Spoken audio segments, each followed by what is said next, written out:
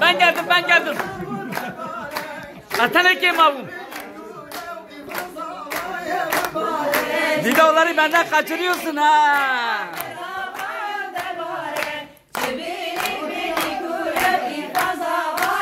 Ver bana ver. Haydar.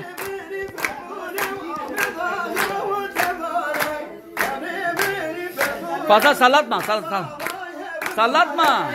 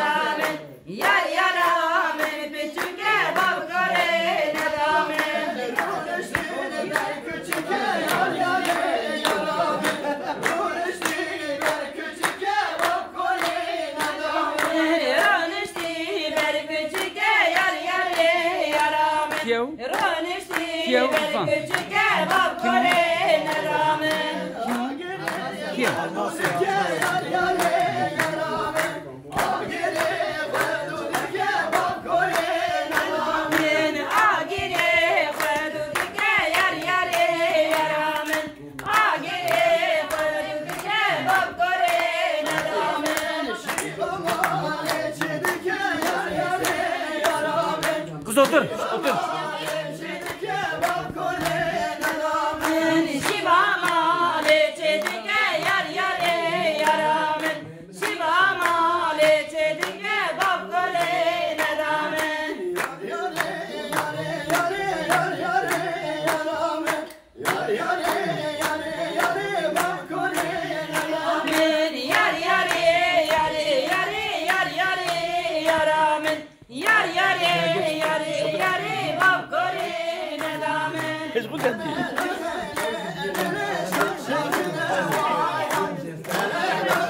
Hoş geldin. Nasılsın?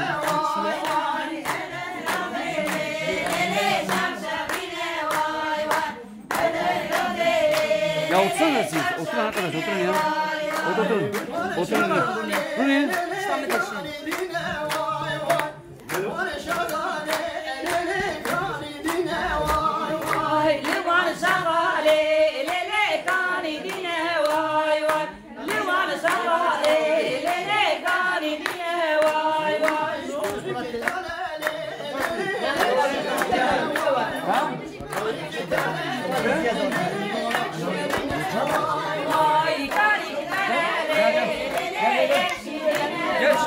Az ileri git, ileri.